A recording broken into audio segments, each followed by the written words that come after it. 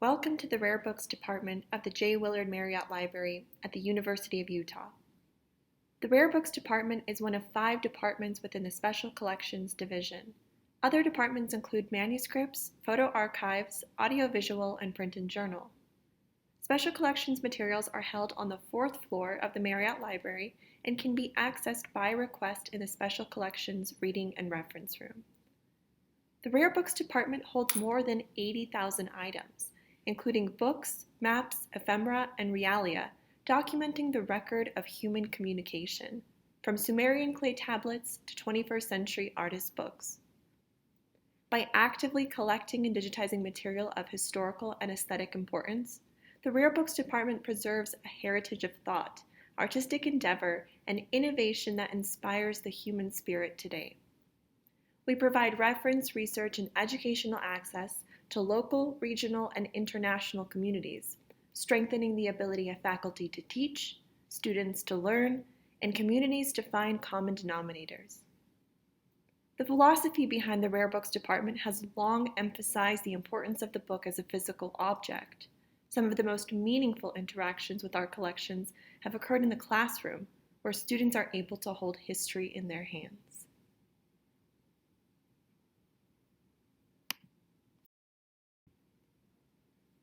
When considering the history of the novel, it can be difficult to know where to start. The novel, as we know it, is often considered a modern invention, a type of literature that emerged relatively late in history and replaced older narrative structures. According to the literary critic Ian Watt, the rise of the novel occurred in early 18th century Britain. Watt credits changes in social structures, such as the rise of the market economy and a newly literate population. This was also a time when writers first began to make a living from the sale of their books, and a time where growing Protestant ethics and scientific advancements put new focus on individualism and the human condition. But while we might credit European acceleration for the rise of the novel, it is far from being a European invention. The concept of the novel is not at all new. In fact, its origins can be traced back to ancient Greece and Rome, in addition to other examples found in Japan, China, and Muslim Spain. Perhaps one reason why it is so difficult to recognize the early ancestors of the novel has to do with the unique style of prose narratives. Unlike verse, prose was not necessarily governed by strict rules, and without rules, the evolution and development of the novel could not be properly understood. So what exactly is a novel? The novel, derived from the Italian word novella, meaning new or short story of something new, is a long fictional narrative about the human experience. It describes the ideals and norms that guide our lives, the passions that drive us, and the actions that we take. The novel centers itself around human existence and imagines a fictional world around it. Let's take a look at where the novel began. The ancient Greco-Roman world was filled with stories. From the likes of Homer, Virgil, Euripides, and Aristophanes, we have hundreds of pages of classical epics, tragedies, and comedies. But what of novels? Although novels did circulate in the public sphere, the absence of reference to them in ancient treatises revealed that they did not enjoy the same kind of prestige as the epic and tragedy, despite existing simultaneously. The epic poem portrays a hero with a deep connection and loyalty to a particular community. Their journey would often lead them on numerous adventures before returning home. Moreover, epics are full of anthropomorphic representations of gods, ones that embody the same human emotions and can interfere with the journey, for better or for worse. And while tragedy pushes the gods away toward an ambiguous, almighty force that controls destiny from a distance, the protagonists continue to remain bound to their environments, to kinship and city conflicts. The novel, on the other hand, is the first genre to consider individuality and reflect on the individual's experiences and connections with others in the community. In Satyricon, an early Roman novel presumed to have been written by Gaius Petronius, Encolpius is that individual. Encolpius is both narrator and protagonist, a retired gladiator who roams around a world filled with magic and superstition, ultimately succumbing to the sense that he doesn't quite have control over his own fate. You may have already deduced from the title that this is a work of satirical fiction, and one of the earliest of its kind in Latin. Although it was written sometime during the 1st century AD, only fragments of the Satyricon have been found. With these fragments, researchers have been able to study the colloquial language of the unknown Roman proletariat. The detailed descriptions, conversations, and informal table talk can be regarded as evidence of how the lower classes lived during the Roman Empire. 141 sections of consecutive narrative have been preserved and compiled to make up the Satyricon. The novel was later copied throughout the Middle Ages, but translated too late to make a significant impact on the modern novel.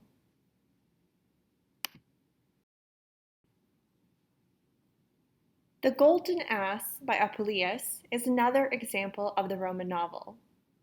Apuleius, born a Numidian Berber from what is now Algeria, studied philosophy at Athens and was an initiate in several mystic cults. Apuleius is best known for his novel, The Golden Ass, written in the 2nd century AD and considered the only ancient Latin novel known to have survived in its entirety. The novel follows the adventures of Lucius, who experiments with magic and is turned into a donkey by mistake. As an animal, Lucius observes a wide variety of comedic adventures from the sidelines. The long journey is both literal and metaphorical, exposing the malice of humankind. Lucius finally recovers his human form thanks to the intervention of the goddess, Isis, to whom he then devotes himself. Satyricon and the Golden Ass were rediscovered in the 16th century and widely distributed in Western Europe. This is the first printing of Apuleius published by the Giunta in 1512. In addition to The Golden Ass, this edition contains several other works by Apuleius. The Giunta was a Florentine family of printers and publishers who worked out of Venice and Florence until the middle of the 16th century. Filippo Giunta established the press, working closely with several scholars to issue Greek and Latin classics. Centuries later, the Golden Ass would go on to inspire the style of humorous travel writing and picaresque novels, such as those written by later authors like Lawrence Sterne and Henry Fielding. Presumed to have been written by Heliodorus sometime in the 3rd century AD, the Ethiopian story was rediscovered in Western Europe during the Renaissance. It was found in manuscript form in the library of Matthias Cornelius, king of Hungary and Croatia from 1458 to 1490. Since then, other codices have been discovered as well. The Ethiopian story, or Ethiopica, is an ancient Greek romance story considered to be the model for the idealist novel of the early 17th century. Its notoriety comes from its variety of characters, rapid succession of events, and vivid imagery, in addition to its simple and elegant writing style. The story begins in the middle, with several characters remarking on prior adventures which eventually tie together around two star-crossed lovers, Chariclea and Theagenes. After falling in love at Apollo's shrine at Delphi, they take a pledge of chastity and flee Greece so they can be together forever. Over the course of many trials and tribulations, including shipwrecks, kidnapping by bandits, and separation, they eventually reach the sacred realm of Ethiopia, where Chariclea turns out to be none other than the long-lost daughter of the Ethiopian king. The first printed edition of the Ethiopian story came out of Basel in 1534. It was then translated into the French by Jacques Amyot in 1547, and into the English by Thomas Underdown in 1569.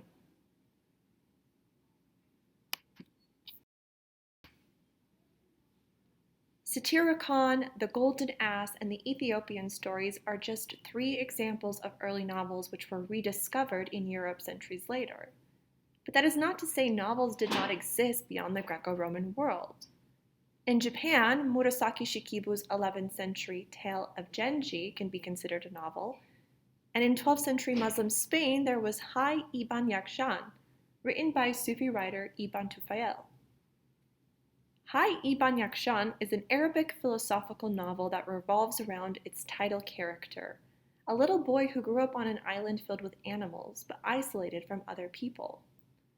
As the boy grows older, his curiosity about the natural world, the universe, and religion leads him on a spiritual path, wherein he concludes that a great creator must exist. In this novel, Ibn Tufayl reveals mystical teachings in a symbolic language, which greatly inspired not only Islamic philosophy, but also later Enlightenment thinkers. During the 17th and 18th centuries, I Ibn Yakshan became a bestseller and influenced the works of vanguards such as Thomas Hobbes, Isaac Newton, Immanuel Kant, and John Locke, inspiring Locke's concept of tabula rasa, as described in an essay concerning human understanding. The first English edition, translated by Simon Oakley, was published in 1708 under the title The Improvement of Human Reason, exhibited in the life of I Ibn Yakshan. This edition likely inspired Daniel Defoe's desert island narrative in Robinson Crusoe, published 11 years later in 1719.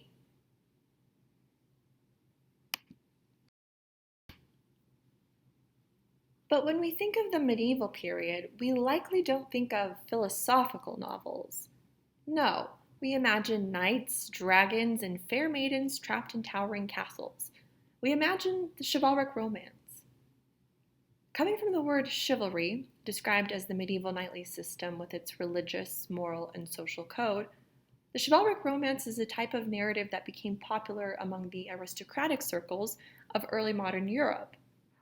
The stories were led by a heroic knight who undertakes a quest that often ends with a new romance and a lovely young maiden, exemplifying themes of courtly love. These tales, though rooted to the times in which they are written, are not factual depictions of the medieval world, but rather illustrate a set of ideals. But unlike the old epic heroes, the knight embodies a wider range of beliefs and values: the search for fame, the cause of justice, loyalty, piety, love, and rebellion against misbehaving kings, a combination which creates one of the most idyllic characters in history. And for centuries, the medieval knight was the prototypical hero, reworked several times in familiar titles such as the Canterbury Tales and the Legends of King Arthur.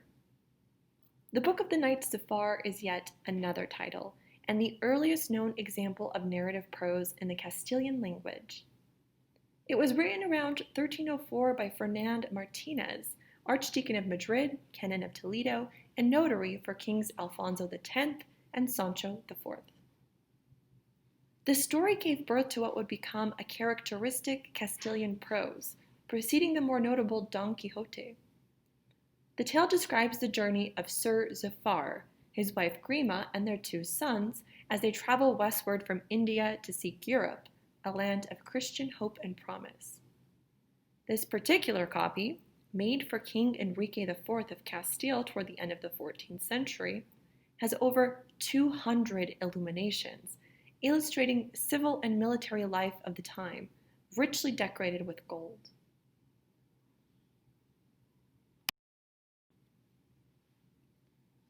Miguel de Cervantes' Don Quixote is often cited as the first modern novel, perhaps because it establishes a distinction between the medieval chivalric romance and the contemporary novel of our time.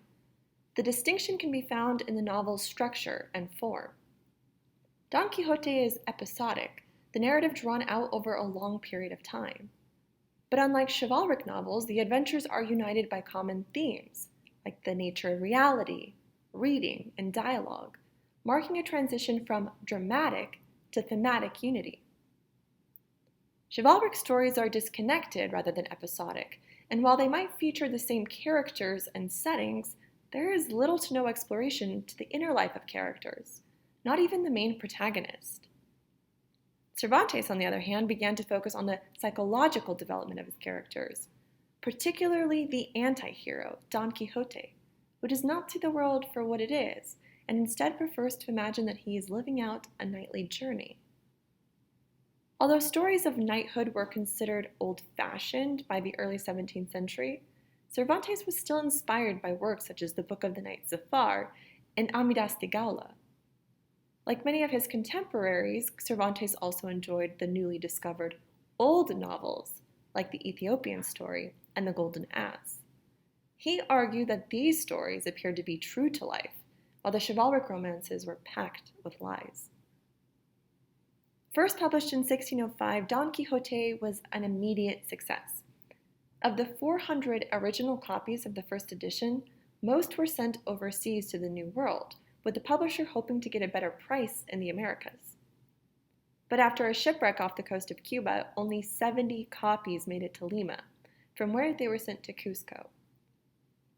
Subsequent editions were printed in Spanish and later translated into the other languages. The novel became so popular, a new word was coined to describe Don Quixote's impractical pursuit of ideals: quixotic.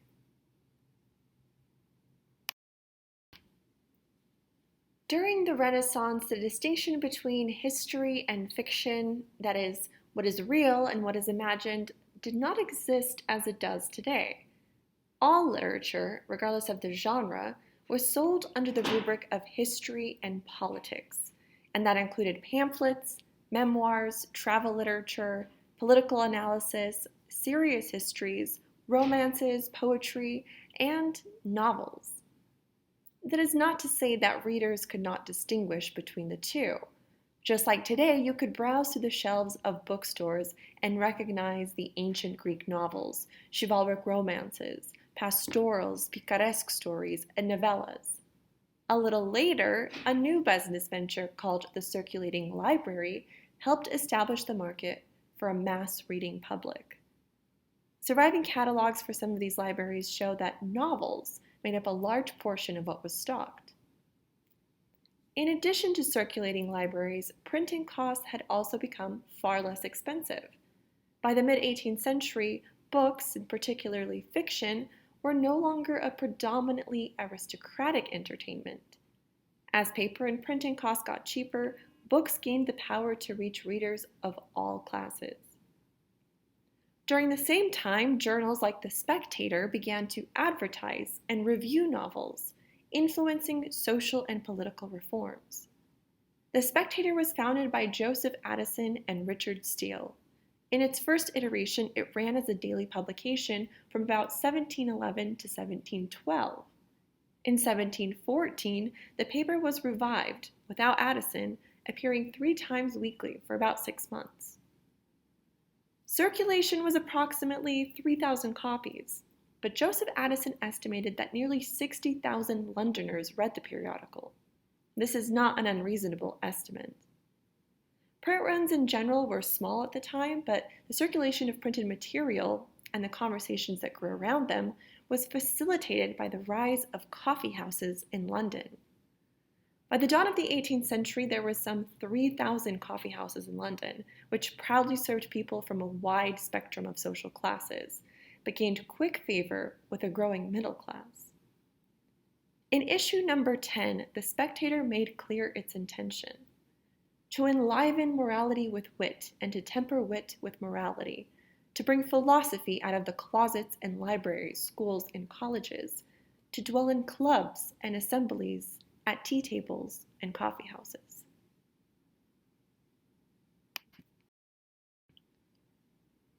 The novel had finally become a commercial success. Not only were writers making a profit from their works, a new group of entrepreneurs were now using the novel to make a living. Men and women who had combined the roles of publishers, retailers, and sometimes printers. One such success story is that of Charles Rivington. In 1736, Rivington and a partner founded a company of booksellers called the New Conger. From selling books, he quickly moved on to the business of publishing, and in 1741, Rivington published the first volume of Samuel Richardson's Pamela. After his death, Rivington was succeeded by his sons and later grandsons, who continued to publish classic works by the likes of John Milton and Shakespeare, but also works from contemporaries such as Samuel Richardson, Henry Fielding, and Daniel Defoe. This edition of Defoe's Robinson Crusoe was published by the Rivington Company in 1810 as part of a broader collection of British literature. Robinson Crusoe was first published in 1719, with the very first edition crediting Robinson Crusoe as the author. This led many readers to believe that the book was a work of fact rather than fiction. And it was convincing, no doubt, presented as an autobiography that is epistolary, confessional, and didactic in form. Likely inspired by Ibn Yakshan, the Arabic philosophical novel I mentioned before, Defoe's Crusoe is a tale of a castaway isolated on a remote island off the coast of Venezuela and Trinidad for 28 years. His adventures include cannibals, captives, and mutineers. Like Ibn Tufayle's philosophical novel, Robinson Crusoe can also be read allegorically, as a reflection on the development of civilization, a manifesto for economic individualism, and as an expression of Europe's colonial desires. Before the end of 1719, Robinson Crusoe had already run through 4 separate editions, becoming one of the most widely published books in history, and within a century it had spawned so many different imitations, spin-offs, and translations, the term Robinsonade was coined to define the genre of desert island fiction. In the preface to Robinson Crusoe, we see many words to describe the narrative. It is a story, an adventure, an account, life, history, but it is not yet a novel.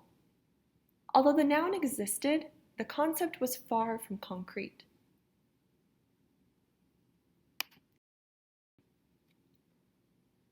When Travels into Several Remote Nations of the World by Lemuel Gulliver was first published in 1726, only a few close friends knew that the real author was Jonathan Swift. Swift, a native Dubliner, was involved in several political controversies during his lifetime, particularly in relation to the treatment of the Irish by the English. Travels was a none too subtle, bitter satire of English royalty, politicians, scientists, and historians. Styled after popular travel and exploration narratives of the 17th century, the imaginative storytelling lambasts the much lauded human reason of the Enlightenment. In Travels, Swift suggests that no change in governmental form would ever affect any lasting change in political behavior. Mankind, never noble for long under any circumstances, would always face the same unequivocal self, full of greed, excess, corruption, exploitation, violence, and decadence. Benjamin Mott, a London printer, received the anonymous letter requesting that Captain Gulliver's memoirs be published.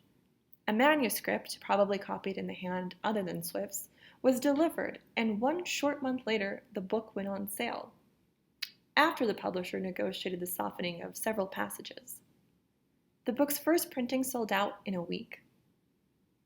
The combination of deadpan reporting, exotic experiences, and jaundiced backward glasses at English society made the book an immediate success. Travels is an exceptional example of the major changes that were occurring in the 18th century. With regards to writing technique, novelists began to weave together various subgenres to get to the core of the human experience, which brought the characters and action closer to the lives of the readers and devised ways to immerse them deeper into the world of text. In the context of society, growing political freedoms, Protestantism, and empiricist philosophy turned the attention toward the individual and to concrete reality, which converged with the novel's interests in the everyday world.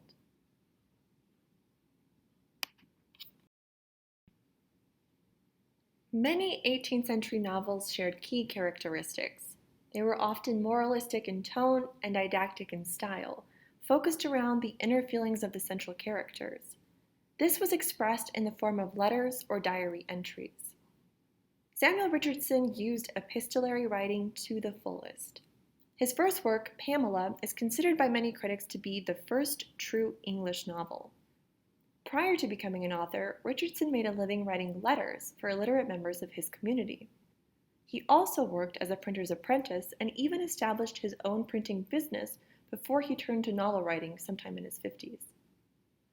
Like Pamela, Richardson's second novel, Clarissa, published in 1748, was written as a series of letters. But this time, he went beyond the first-person narrative to present the perspectives and emotional states of other characters with their own collection of correspondence.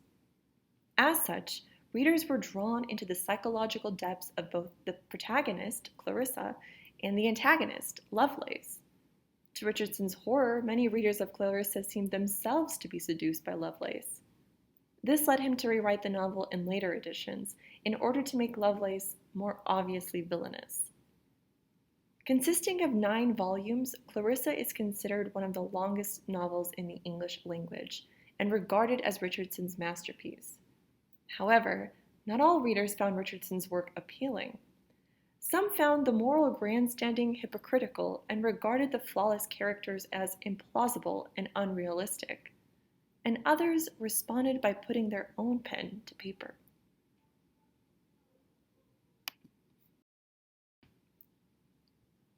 One such person was Henry Fielding.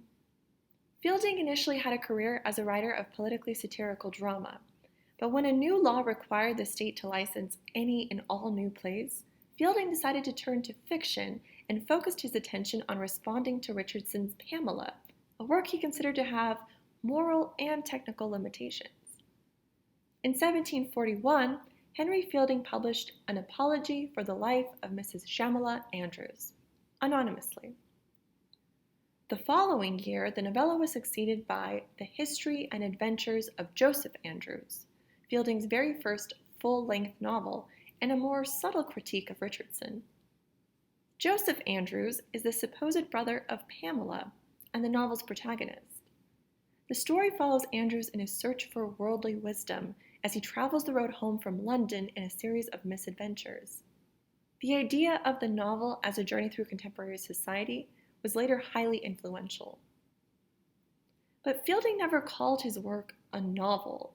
Rather, he defined it as a comic epic poem in prose, wanting to emphasize the juxtaposition between the high literary style and the low subject matter. On the title page of Joseph Andrews, Fielding also specifies that the work is written in the imitation of the manner of Don Quixote. Owing much to the techniques developed earlier by Cervantes, Fielding develops the same style of seemingly loose arrangement of events, digressions, and lower-class characters, the genre of writing known as picaresque.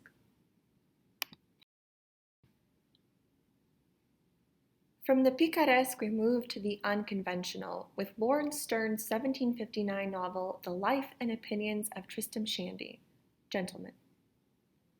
With its rejection of continuous narration, Tristram Shandy is in some ways the most literary novel we've looked at so far.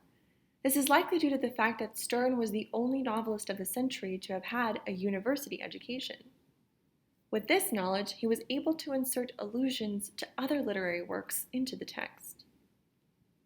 In Tristram Shandy, Sterne employs several new narrative techniques, such as breaking the fourth wall and addressing his readers directly, veering back and forth in time, and digressing into overlapping plots. He also experiments with visual techniques, adding marbled pages, black pages, and pages of lines to show how these overlapping plots develop, all of which reflects upon the importance of the reader's participation in the novel. This is not the first edition of Tristram Shandy, nor is it the second or third or fourth. This is an edition printed by the Arion Press, considered to be the nation's leading publisher of fine press books. The Arion Press was founded in San Francisco during the 1970s and has continued to print editions of classics to this day. In this printing of Tristram Shandy, the text was set from a critical edition of the novel edited by Melvin and Joan New, published by the University of Florida Press. Professor New also contributed his scholarship on Sterne to this edition and was its textual advisor. The type is Caslon Old Style, the face used for the first printings of Tristram Shandy. This is the 26th publication of Arion Press, and it was issued in an edition of 400 copies. Included with the book, there is a book of photo collages with quotations from Sterne's novel.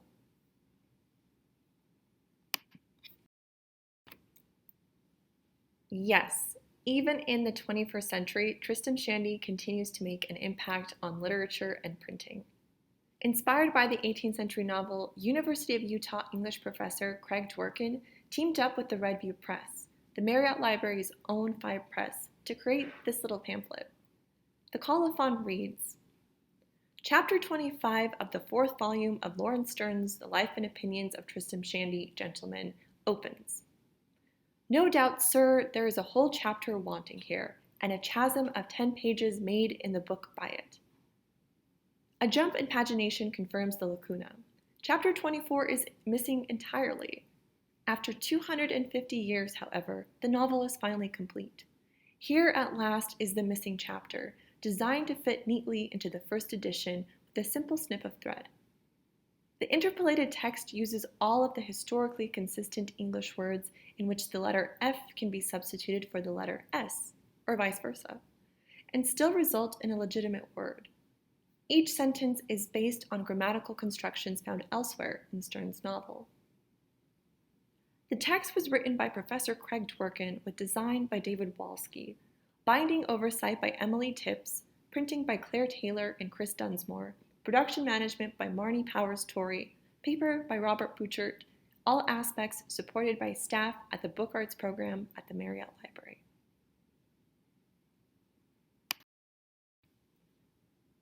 Traveling back in time once more, we meet Frances Burney, better known as Fanny Burney, and later Madame d'Arblay. Fanny Burney was not the first female novelist, nor was she the most famous, although her literary career spanned 4 novels, 8 plays, 1 biography, and 25 volumes of journals and letters. Writing in a satirical manner and exploring the lives of English aristocrats, Burney came before the novelists such as William Makepeace Thackeray and Jane Austen. Burney's first work, Evelina, was published anonymously in 1778. Despite the fact that novels were often marketed toward young women, reading novels was frowned upon among young women of a certain social status. Novel writing, on the other hand, was completely out of the question. Nevertheless, Burney continued writing, publishing her second and third novels, Cecilia in 1782 and Camilla in 1796. Reviews for Camilla were mixed. The Monthly Review admired its highly animated scenes of life and manners and its rich and varied groups of characters, while others were less enthusiastic. The public, however, adored it and bought nearly all the 4,000 copies of the first London edition within 5 months. Burney's father liked it too, writing to his daughter that, "Your book, my dear Fanny, seems the best system of education I ever saw, particularly for females, apart from all its wit, humor, and entertainment." The publishers paid Burney £1,000 for the copyright. The subscribers list contains a number of famous names, including Jane Austen, James Beattie, and Edmund Burke, who subscribed for 5 sets, among many others.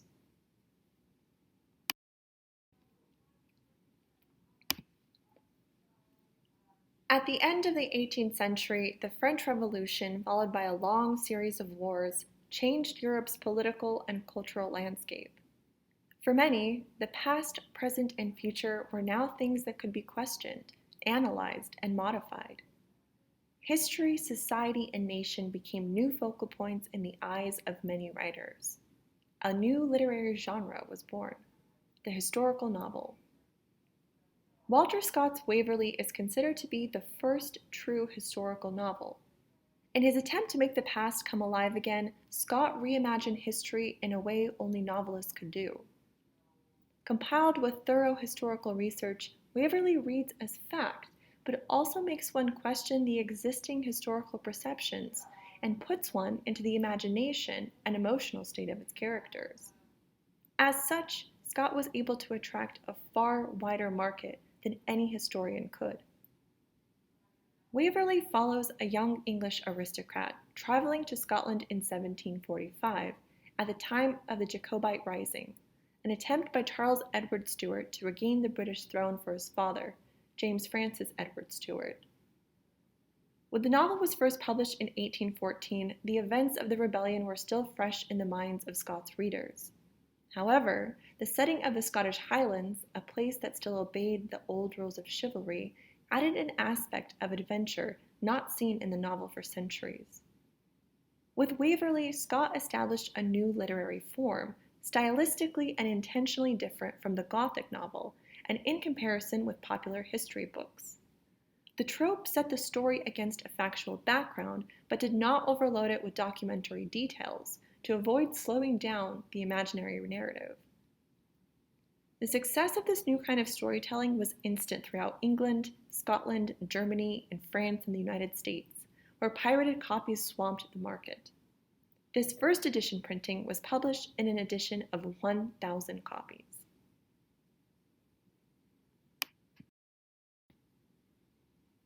In contrast to the historical novel, the Gothic novel pushed even further away from empirical reality, to explore and celebrate the pleasures of the imagination, with particular emphasis on the supernatural. It brings back the chivalric setting, equipped with its castles, dungeons, and monsters, and instead of believability, the Gothic novel invents atmosphere, a sad, oppressive, and frightening atmosphere that is meant to question the social structure in a way similar to the satirical and picaresque novels of the past. Within the Gothic novel, a new kind of character emerges, wild, malevolent, grotesque, the perfect example being Mary Shelley's monster in Frankenstein. Frankenstein was first published anonymously in 1818 in an edition of 500 copies in 3 volumes, a standard format at the time. The first edition contained a preface written by Percy Bysshe Shelley and a dedication to Mary Shelley's father, philosopher William Godwin. After initially being rejected by both Percy Shelley's publisher and by Lord Byron's publisher, the second edition was released in 1823 as a 2-volume set, with Mary Shelley finally credited as the author. The third printing was published in 1 volume as part of Bentley's Standard Novels, but also includes other stories by Shelley. This edition, printed in 1831, includes many revisions, but also illustrations. Mary Shelley and many other authors of this new genre of fiction were often accused of exploiting the grotesque and using any and all available topics to thrill, arouse, and horrify their readers. A century later, the themes found in the Gothic novel were interpreted by psychologists as examples of the hidden human psyche, pained by sexuality, violence, anxiety, and desire.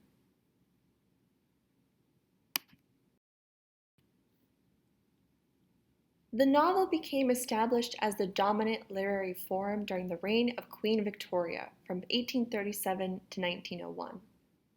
Victorian novels, as they were called, depicted the human experience in a variety of new and challenging ways. Although historical novels and Gothic romances embodied a more serious tone, there was still plenty of room for satire. William Makepeace Thackeray had a fondness for roguish characters, specializing in attacks against high society, military power, the institution of marriage, and hypocrisy. His earliest works were written under the guise of several pseudonyms, including Charles James Yellowplush, Michelangelo Titmarsh, and George Savage Fitzbootle. Thackeray is best known for his novel Vanity Fair, published in 1848. Vanity Fair is a satirical presentation of the new middle class and their efforts to gain profit, power, and social recognition. They strive to emulate the lifestyle of the higher classes by increasing their material possessions and luxury goods. In reading Vanity Fair, one can observe how moral values disintegrate as the characters get closer to their goals, to the market, and to its laws. Written immediately after Vanity Fair, the first installment of the History of Pendennis was published in 1848, with installments released every month until 1850. The novel was also published in 2 volumes as a book from 1849 to 1850. Serialized novels were an ingenious marketing strategy that made novels more affordable to the general public. It also led to the writing innovation of subclimaxes as a way to leave readers wanting more each month. Pendennis is seen as semi-autobiographical. It follows a young Englishman, Arthur Pendennis, as he evolves from a miserable schoolboy to a striving journalist, from the carefree Oxbridge to the high life and low life in London, resulting in a diverse scene of people, places, and events. This copy is a first edition in its original parts, illustrated by Thackeray. Although his sketches are far from refined, Thackeray's renditions of his characters have a vitality that could only have come from the mind that created them. Coincidentally, Pendennis and Thackeray's later works largely faded from view, despite the fact that he was ranked one of the best authors of the Victorian era, second only to Charles Dickens. Perhaps his success and his movement within high society mellowed his satirical tone and caused him to lose interest in attacking those among him.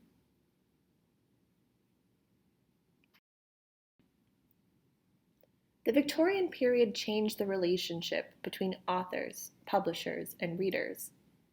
Novelists not only began to make a living from writing, but they also interacted with their readers in public, reading their works aloud in theaters, halls, and bookshops. Authors were no longer an ambiguous voice behind the page. They were real, and they had influence. As such, novels began to deal more directly with current political and social issues. There was a new sense of social responsibility among readers and writers. In the United States, the major political and social issues of the time were slavery and racism, and due to novels like Harriet Beecher Stowe's Uncle Tom's Cabin, these issues became topics of far broader public debate. The Fugitive Slave Act of 1850 was oil on the fires of the anti-slavery movement. On June 5, 1851, the first installment of Uncle Tom's Cabin appeared in the Washington anti-slavery paper, The National Era.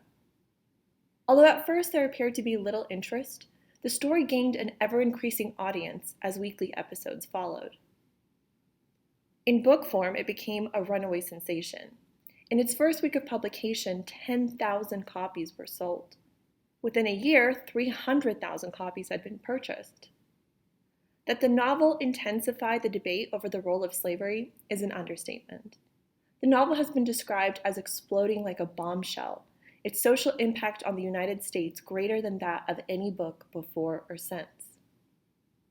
Although in southern states, Harriet Beecher Stowe became a hated woman, her book gave the conflict an international audience. By 1860, Uncle Tom's Cabin was in print in at least 20 languages. Certainly no one expected that the novel, with its first African-American hero in American literature, and written by a woman, would become the most popular and influential novel in the United States during the 19th century.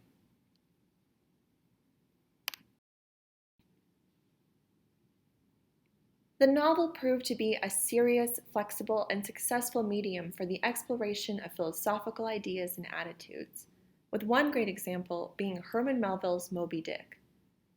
Moby Dick is an 1851 novel told through the perspective of Ishmael, a sailor observing the obsessive quest of Captain Ahab in his search for revenge upon the giant white sperm whale named Moby Dick. The novel was first published in 3 volumes as The Whale in London, later released in a single-volume edition in New York. The first British edition, published by Richard Bentley, was printed in only 500 copies and sold fewer than 300 in the first few months. In the US, Harper's first printing was 2,915 copies, including a standard 125 copies for review.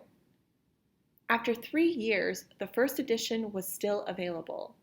Smaller runs came out in subsequent years, but in the last 4 years of Melville's life, the book was out of print, having sold a total of 3,215 copies. Between the American and English editions, Moby Dick garnered mixed reviews and was a commercial failure. Its reputation as the great American novel was only established in the 20th century when writers like William Faulkner and D.H. Lawrence began heavily praising the work. Although reprints were made available after Melville's death, few were willing to take on the time and effort to read it, and his other works, particularly his poetry, went largely forgotten. But in 1930, Lakeside Press of Chicago asked Rockwell Kent to illustrate a 3-volume edition of Moby Dick. Kent, the foremost woodcut illustrator of his day, was also a seasoned traveler who favored oceanic voyages. He contributed dozens of in-text and full-page woodcuts for the publication, which was limited to 1,000 copies. That same year, Random House published a much more modest trade edition in one squat single volume, retaining all of the illustrations. It lacks the shine of the Lakeside Press edition, but hums along in a very satisfying way, solid in one's hands. Rockwell Kent designed the book, and his determination to create a visual object honoring the text within is obvious throughout. This book helped push Moby Dick back into public consciousness. It was an apt story for people who were facing and would continue to face hardship for years during the Great Depression. This illustrated edition has been in print ever since.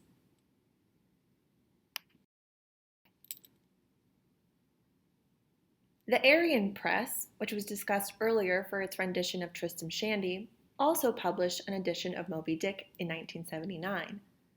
Hailed as a modern masterpiece of bookmaking, this massive work was only printed in a limited edition of 265 copies. The illustrations of places, creatures, objects, or tools and processes connected to the 19th century whaling are original boxwood engravings by Massachusetts artist Barry Moser. Barry Moser's illustrations have also been featured in books such as Lewis Carroll's Alice's Adventures in Wonderland, Adventures of Tom Sawyer, A River Runs Through It, and the Bible.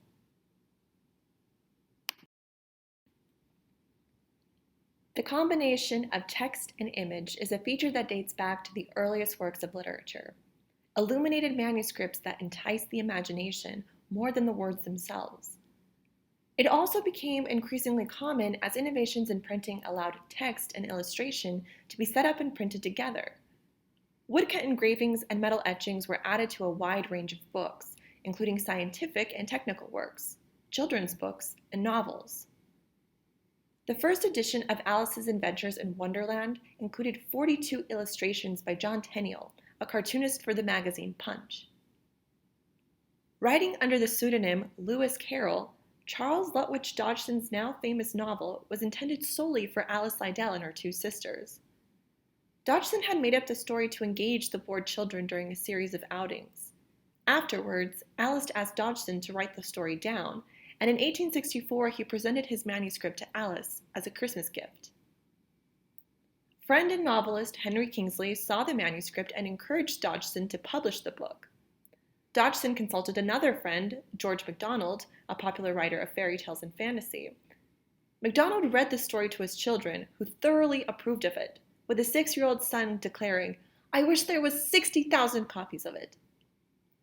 Dodgson prepared the manuscript for publication, expanding the 18,000-word original to 35,000 words, and adding, among other characters and scenes, the Cheshire Cat and the Mad Tea Party. An edition of 4,000 copies was released under the pseudonym Lewis Carroll in time for Christmas in December of 1865, carrying 1866 as a publication date.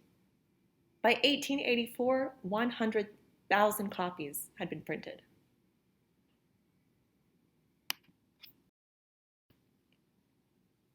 Among the greatest books of all time, you will find titles like Moby Dick, Alice's Adventures in Wonderland, and The Adventures of Huckleberry Finn. While these novels are considered classics, they are not without their own controversies. In fact, many of the greatest books are also some of the most challenged. Revered by all the town's children and dreaded by all of its mothers, Huckleberry Finn is one of the most appealing child heroes in American literature. Unlike the tall-tale, idyllic world of Tom Sawyer, The Adventures of Huckleberry Finn is firmly grounded in earlier reality. From the abusive drunkard who serves as Huckleberry's father, to Huck's first tentative grappling with the issues of personal liberty and the unknown, Huckleberry Finn endeavors to delve quite a bit deeper into the complexities, both joyful and tragic, of life. Written over an 8-year period, The Adventures of Huckleberry Finn was first blasted by critics for, among other things, blood-curdling humor, immorality, coarseness, and profanity. While former controversy was centered around vulgarity, much of modern scholarship has focused the attention on Twain's use of racist language and stereotypes. As recently as last week, the book was temporarily banned by schools in the Burbank area of California. Other titles on the list were Harper Lee's To Kill a Mockingbird, John Steinbeck's Of Mice and Men, Theodore Taylor's The Cave, and Mildred D. Taylor's Roll of Thunder, Hear My Cry. Since the first edition, printed in 1884, debate around Huckleberry Finn has been ongoing.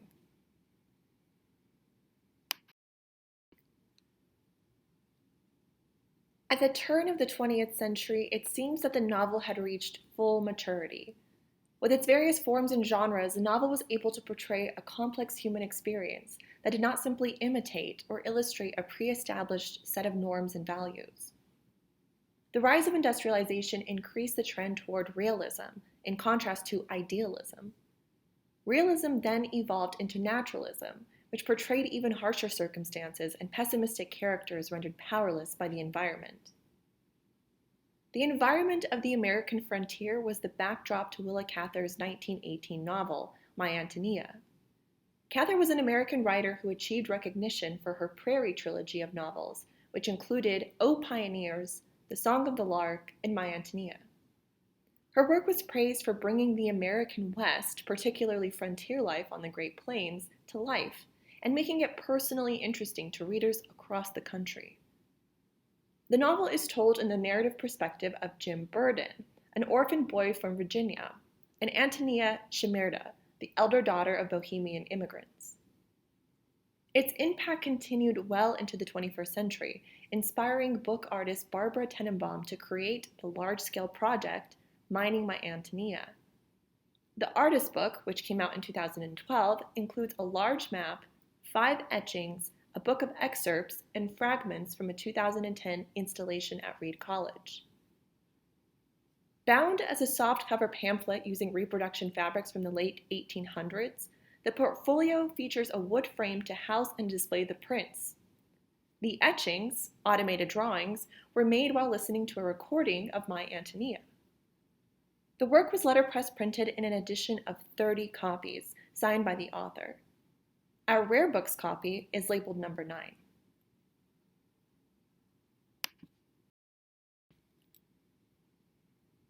Without a doubt, the 20th century saw the novel responding to broad historical and cultural changes in a profound way, providing the chance for writers from all walks of life to express their lived experience for others to read. The early 20th century also saw the rise of an explosive literary and cultural revolution called the Harlem Renaissance. The Harlem Renaissance was the result of thousands of Black Americans moving to New York following World War I, particularly into the neighborhood of Harlem. Here, a new cultural identity and voice for Black Americans was cultivated through a combination of art, music, and literature. Providing control over how the Black experience was represented in America, the Harlem Renaissance set the stage for the civil rights movement a few decades later. One of the great novelists to emerge from the Harlem Renaissance was Wallace Thurman. Wallace Thurman was born in Salt Lake City and educated here, finding solace in reading amidst an unstable childhood. He attended the University of Utah as a pre-med student before transferring to USC. Thurman, along with Langston Hughes and Zora Neale Hurston, challenged many of the cultural assumptions of the Harlem Renaissance.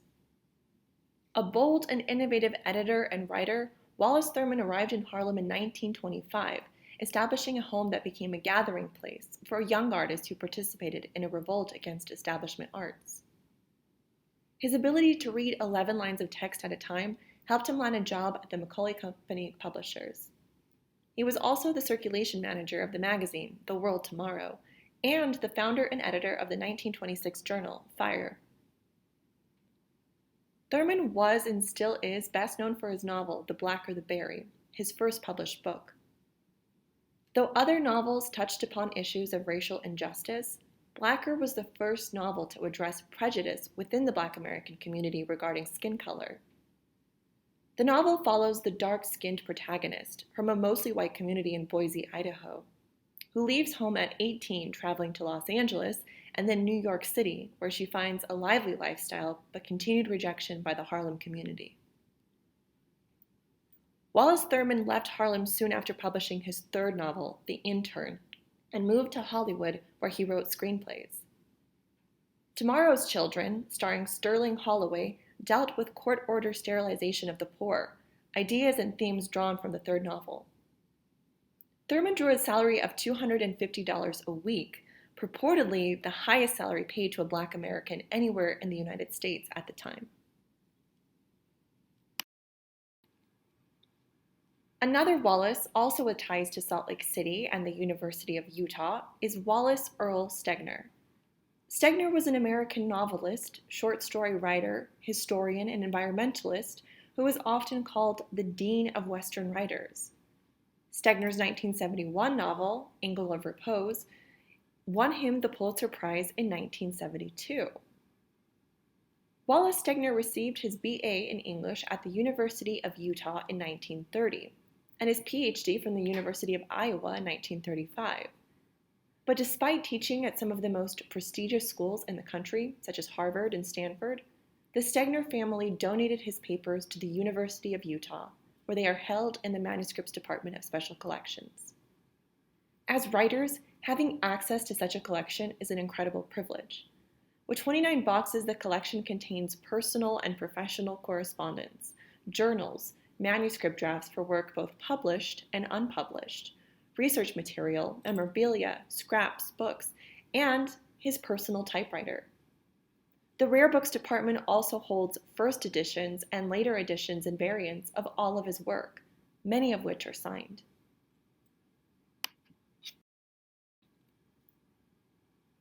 The literary success of a novel provides room for imitations, iterations, and adaptations, like the ones we've seen for Tristram Shandy, Moby Dick, and My Antonia.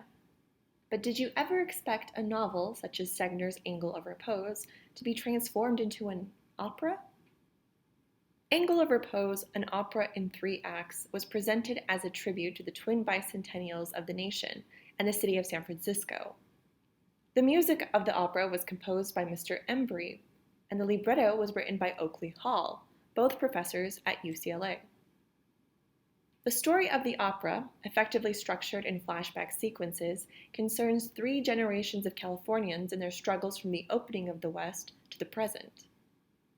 Robert Commenday, in his review in the San Francisco Chronicle, wrote, "It is first and truly an opera because it sings in arias, love duets, and ensembles which exalt the voice, extending this great form of lyric theater in musical language and dramatic ideas of our time."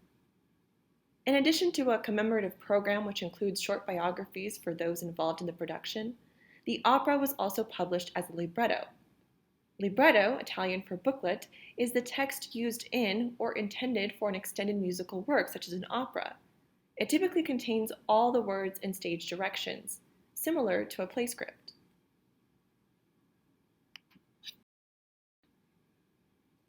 There are so many other great novels that I didn't mention, so many other stories that are worth exploring, so many other novelists that have made profound impacts on our culture and literary history. It is far too difficult to represent the history of the novel concisely over the course of an hour. But if there's one takeaway, it's this. Throughout its history, the novel has responded to broad historical and cultural changes. From the ancient Greek novel to the chivalric romance and the emergence of the picaresque, the novel has relied on a multitude of writers, interactions, initiatives, and innovations. The history of the novel was never arbitrary, but rather has been dependent on expressing the ever-evolving human experience. And in order to understand this ever-evolving human experience, we must continue to read books, books of all kinds. But perhaps more importantly, we must continue to write.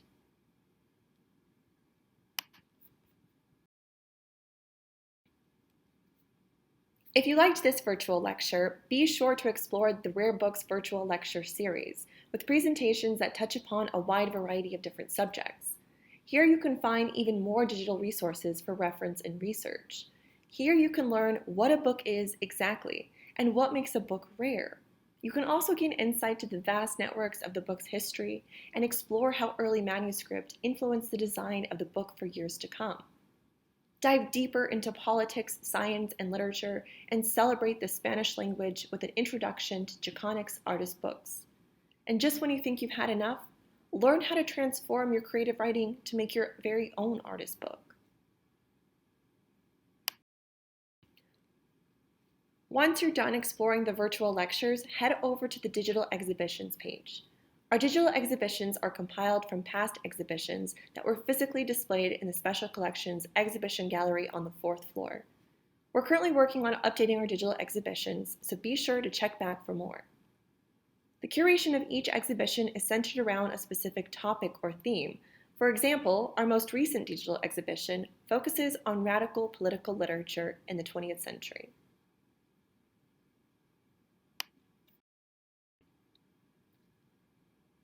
Lastly, I invite you to subscribe to Open Book, the Marriott Library's official rare books blog. Open Book is a great way to explore the breadth and depth of the rare books collection. About once a week, we feature a book or books from the collection with a little bit of information. The choices might seem random, but there is a method to the madness, we promise. By exploring Open Book, you'll get to see the vast networks that connect languages, cultures, and periods of history.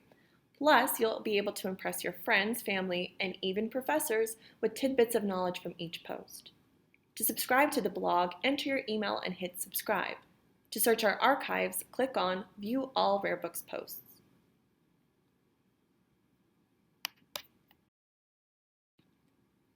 Books are important to our understanding of history, and to ensure that our history reflects all kinds of voices, we will continue to collect books and continue to tell their stories. Most importantly, we will continue to argue that there is nothing like holding the real thing in your hands. If you have any questions about the books in this presentation or about any of the books in our collection, feel free to send us an email or visit our website at lib.utah.edu/collections/rare books.